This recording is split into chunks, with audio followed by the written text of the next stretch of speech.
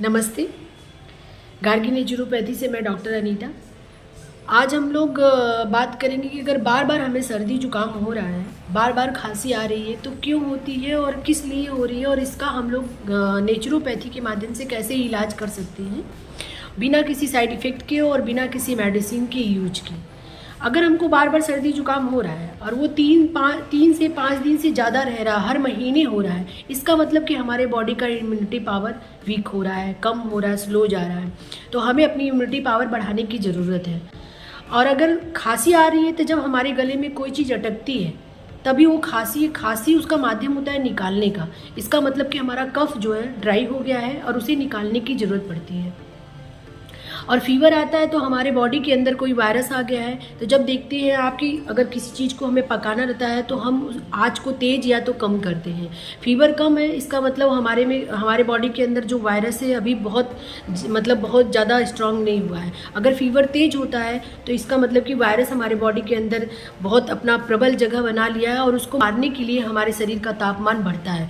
तो हमें इसको इस तरह से नेगेटिव नहीं लेना चाहिए। हमारे बॉडी के अंदर सेल्स इतनी ज़्यादा हैं कि वो खुद अपनी प्रतिरोधक क्षमता बढ़ाती है और उससे लड़ने के लिए वो स्ट्रगल करती रहती है हमारे साथ। तो हम लोग फिर अगर उसमें दवा खा लेते हैं तो जो हमारे बॉडी के अंदर से जो सेल्स एक्टिव होते हैं, जो एंजाइम एक्टिव होते हैं, जो टिश्यू एक्टिव होते हैं, वो फिर डेड हो जाते हैं। इसके एक तो डेड क्या मतलब एक तरह से अनएक्टिव हो जाते हैं। फिर हम लोग दवा जो लेते हैं वो दवा जाकर वहाँ पे उनको एकदम स्लो कर देता है उनके काम को। तो हमें उस समय दवा नहीं लेना चाहिए। अगर 3 से 5 दिन से अगर फीवर कंटिन्यू बना हुआ है और उसका तापमान टेम्परेचर नीचे नहीं आता है तब हमें दवा नहीं, तब भी हमें अगर जाड़े में आ रहा है तो गर्म पट्टी का पानी का जो है एकदम नॉर्मल पानी का पट्टी लगाना चाहिए, मिट्टी पट्टी लगानी चाहिए।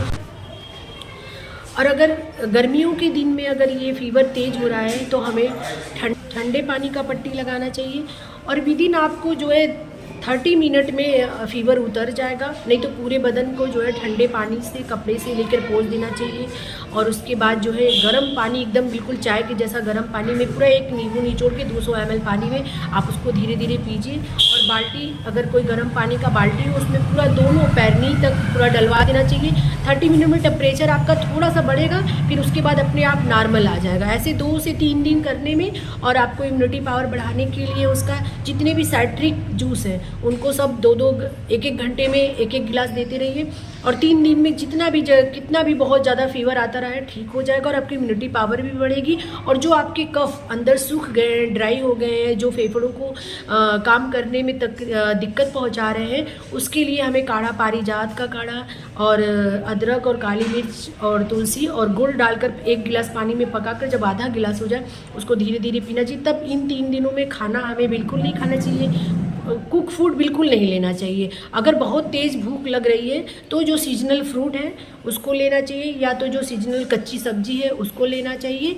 इतने में 3 से 5 दिन में आपका फीवर उतर जाता है। और हमें जो ये बार बार फीवर, बार बार सर्दी जुकाम होता है, इससे भी धीरे धीरे हम बिना किसी साइड इफ़ेक्ट के, बिना किसी मेडिसिन के हम फिर से रिकवरी और हमारी जो एनर्जी होती है वो भी डबल हो जाती है और इम्यूनिटी पावर भी हमारी बढ़ती है और ब्लड सेल्स भी हमारे अच्छे काम करते हैं। हीमोग्लोबिन भी उतने दिनों में आपका कोई कमी नहीं आता, वो बढ़ता ही है।